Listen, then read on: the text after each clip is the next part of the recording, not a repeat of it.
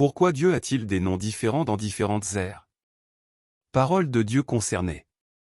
À chaque ère, Dieu fait une œuvre nouvelle et est appelé par un nouveau nom. Comment pourrait-il accomplir la même œuvre dans des ères différentes? Comment pourrait-il rester accroché à ce qui est ancien? Le nom de Jésus a été utilisé pour l'œuvre de la rédemption. Alors aura-t-il encore le même nom pour son retour dans les derniers jours? Fera-t-il encore l'œuvre de la rédemption? Pourquoi l'Éternel et Jésus sont-ils un alors qu'ils ont des noms différents dans différentes ères? N'est-ce pas parce que les ères de leur œuvre sont différentes? Un seul nom pourrait-il représenter Dieu dans sa totalité? Donc, Dieu doit avoir un nom différent pour une ère différente et il doit utiliser ce nom pour changer et représenter l'ère, car aucun nom ne peut représenter pleinement Dieu lui-même, et chaque nom ne peut que représenter l'aspect temporel du tempérament de Dieu pendant une ère donnée. Tout ce qu'il doit faire, c'est de représenter son œuvre. Par conséquent, Dieu peut choisir le nom qui convient à son tempérament pour représenter l'ensemble de l'ère. L'Éternel est le nom que j'ai pris pendant mon œuvre en Israël, et il signifie le Dieu des Israélites, le peuple élu de Dieu, qui peut avoir pitié de l'homme, maudire l'homme et guider la vie de l'homme, le Dieu qui possède une grande puissance et est plein de sagesse. Jésus est Emmanuel, et il signifie le sacrifice d'expiation qui est plein d'amour, plein de compassion et qui rachète l'homme. Il a fait l'œuvre de l'ère de la grâce, il représente l'ère de la grâce et ne peut représenter qu'une partie de l'œuvre du plan de gestion. C'est-à-dire que seul l'Éternel est le Dieu du peuple élu d'Israël, le Dieu d'Abraham, le Dieu d'Isaac, le Dieu de Jacob, le Dieu de Moïse et le Dieu de tout le peuple d'Israël. Et ainsi à l'ère actuelle, tous les Israélites, à part le peuple juif, adorent l'Éternel. Tous les jours à 17h et 20h, nous étudions la Bible ensemble dans notre groupe WhatsApp. Rejoignez-nous gratuitement en cliquant sur le lien dans le profil. Ils lui font des sacrifices sur l'autel et le servent dans le temple, portant des vêtements sacerdotaux. Ce qu'ils espèrent, c'est la réapparition de l'Éternel. Seul Jésus est le Rédempteur de l'humanité et il est le sacrifice d'expiation qui a racheté l'humanité du péché. C'est-à-dire que le nom de Jésus est venu de l'ère de la grâce et a commencé à être utilisé en raison de l'œuvre de la rédemption à l'ère de la grâce. Le nom de Jésus a commencé à être utilisé pour permettre aux gens de l'ère de la grâce de renaître et d'être sauvés, et c'est un nom particulier pour la rédemption de l'humanité tout entière. Ainsi, le nom de Jésus représente l'œuvre de la rédemption et désigne l'ère de la grâce. Le nom de l'Éternel est un nom particulier pour le peuple d'Israël qui a vécu sous la loi. Dans chaque ère et chaque étape de l'œuvre, mon nom n'est pas sans fondement, mais a une signification représentative, chaque nom représente une ère. L'Éternel représente l'ère de la loi et est le titre honorifique par lequel le peuple d'Israël appelait le Dieu qu'il vénérait. Jésus représente l'ère de la grâce et est le nom du Dieu de tous ceux qui ont été rachetés pendant l'ère de la grâce. Si l'homme avait toujours très envie de voir l'arrivée de Jésus le Sauveur au cours des derniers jours et s'il s'attendait toujours à ce qu'il arrive sous l'image qu'il avait en Judée, alors tout le plan de gestion de 6000 ans se serait arrêté à l'ère de la rédemption et ne pourrait pas avoir progressé davantage. Par ailleurs, les derniers jours n'arriveraient jamais et l'ère ne serait jamais terminée. C'est parce que Jésus le Sauveur est seulement pour la rédemption et le salut de l'humanité. J'ai pris le nom de Jésus seulement pour tous les pécheurs dans l'ère de la grâce, mais ce n'est pas le nom par lequel je vais mettre fin à toute l'humanité. Tous les jours à 17h et 20h, nous étudions la Bible ensemble dans notre groupe WhatsApp. Rejoignez-nous gratuitement en cliquant sur le lien dans le profil. Bien que l'Éternel, Jésus et le Messie représentent tous mon esprit, ces noms ne désignent que les différentes ères de mon plan de gestion et ne me représentent pas dans ma totalité. Les noms par lesquels les gens de la terre m'appellent ne peuvent pas définir tout mon tempérament et tout ce que je suis. Ce sont simplement des noms différents par lesquels je suis appelé dans différentes ères. Et ainsi, quand l'ère finale, l'ère des derniers jours arrive, mon nom change encore. Je ne dois pas être appelé l'Éternel, ou Jésus, et encore moins le Messie, mais je dois être appelé le grand Dieu Tout-Puissant lui-même, et sous ce nom je mets un terme à toute l'ère. J'étais autrefois connu comme l'Éternel. J'ai aussi été appelé le Messie, et les gens m'ont déjà appelé Jésus le Sauveur, avec amour et estime. Aujourd'hui, cependant, je ne suis plus l'Éternel ou Jésus que les gens ont connu dans le passé, je suis le Dieu qui est revenu dans les derniers jours, le Dieu qui mettra fin à l'ère. Je suis le Dieu lui-même qui se lève des extrémités de la terre, rempli de tout mon tempérament et plein d'autorité, d'honneur et de gloire.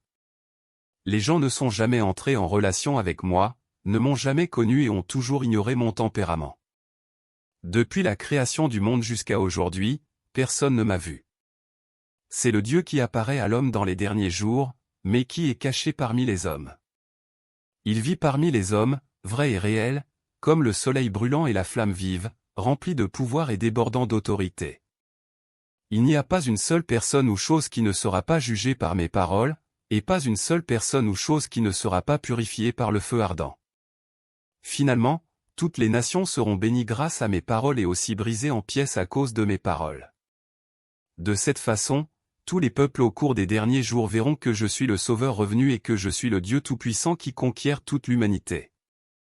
Tous les jours à 17h et 20h, nous étudions la Bible ensemble dans notre groupe WhatsApp. Rejoignez-nous gratuitement en cliquant sur le lien dans le profil. Et tous verront que j'ai déjà été le sacrifice d'expiation pour l'homme, mais que dans les derniers jours je deviens aussi les flammes du soleil qui incinèrent toutes choses, ainsi que le soleil de justice qui révèle toutes choses. Telle est mon œuvre dans les derniers jours.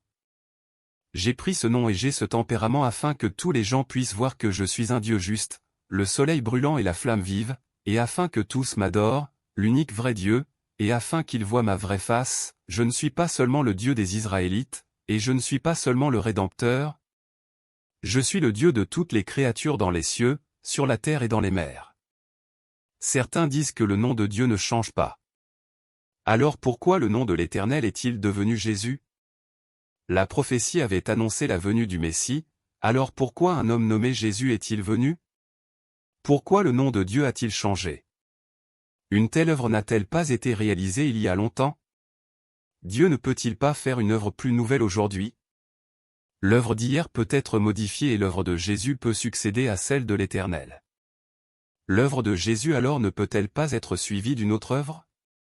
Si l'Éternel peut changer son nom en celui de Jésus, le nom de Jésus ne peut-il pas aussi changer?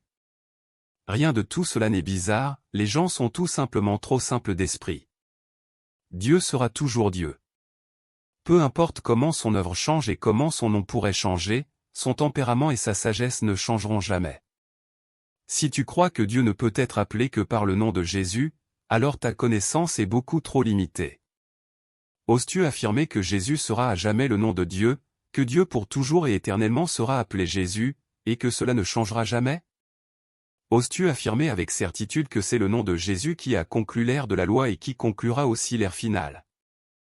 Qui peut dire que la grâce de Jésus peut mener l'ère à sa fin? En supposant que l'œuvre de Dieu dans chaque ère soit toujours la même et qu'il soit toujours appelé du même nom, comment l'homme le connaîtrait-il? Dieu doit être appelé l'Éternel, et à part un Dieu appelé l'Éternel, celui qui est appelé par tout autre nom n'est pas Dieu. Autrement, Dieu peut seulement être Jésus et Dieu ne peut pas être appelé par un autre nom que Jésus, à part Jésus, l'Éternel n'est pas Dieu et Dieu Tout-Puissant n'est pas Dieu non plus. L'homme croit qu'il est vrai que Dieu est tout-puissant, mais Dieu est un Dieu qui est avec l'homme, il doit être appelé Jésus, car Dieu est avec l'homme. Faire cela, c'est suivre la doctrine et confiner Dieu à un certain cadre. Donc, à chaque ère, l'œuvre que Dieu accomplit, le nom par lequel il est appelé, l'image qu'il assume et l'œuvre qu'il fait à chaque étape, jusqu'à aujourd'hui, ne suivent pas une seule règle et ne sont soumis à aucune contrainte. Il est l'Éternel, mais il est aussi Jésus, ainsi que le Messie est Dieu Tout-Puissant. Son œuvre peut changer graduellement, et ses changements de nom correspondent. Aucun nom particulier ne peut le représenter pleinement, mais tous les noms par lesquels il est appelé peuvent le représenter, et l'œuvre qu'il fait à chaque ère représente son tempérament. L'œuvre que Jésus a faite représentait le nom de Jésus et elle représentait l'ère de la grâce, quant à l'œuvre accomplie par l'Éternel, elle représentait l'Éternel et elle représentait l'ère de la loi. Leur œuvre était l'œuvre d'un seul esprit en deux ères différentes. Et bien qu'ils soient appelés par deux noms différents, c'était le même esprit qui accomplissait les deux étapes de l'œuvre et l'œuvre s'accomplissait de manière continue. Tous les jours à 17h et 20h, nous étudions la Bible ensemble dans notre groupe WhatsApp. Rejoignez-nous gratuitement en cliquant sur le lien dans le profil. Comme le nom était différent et le contenu de l'œuvre était différent, l'ère était différente. Lorsque l'Éternel est venu, cela a été l'ère de l'Éternel et quand Jésus est venu, cela a été l'ère de Jésus. Et donc, chaque fois que Dieu vient, il a un nom, il représente une ère et il commence un nouveau chemin, et sur chaque nouveau chemin, il prend un nouveau nom, ce qui montre que Dieu est toujours nouveau et jamais ancien, et que son œuvre ne cesse jamais de progresser dans la bonne direction. L'histoire avance toujours et l'œuvre de Dieu avance toujours. Pour que son plan de gestion de 6000 ans aboutisse, il doit continuer à progresser. Chaque jour, il doit faire une nouvelle œuvre, chaque année, il doit faire une nouvelle œuvre, il doit commencer de nouvelles voies, commencer de nouvelles ères, commencer une œuvre nouvelle et plus grande, et porter de nouveaux noms et faire une nouvelle œuvre. Tous les jours à 17h et 20h, nous étudions la Bible ensemble dans notre groupe WhatsApp. Rejoignez-nous gratuitement en cliquant sur le lien dans le profil.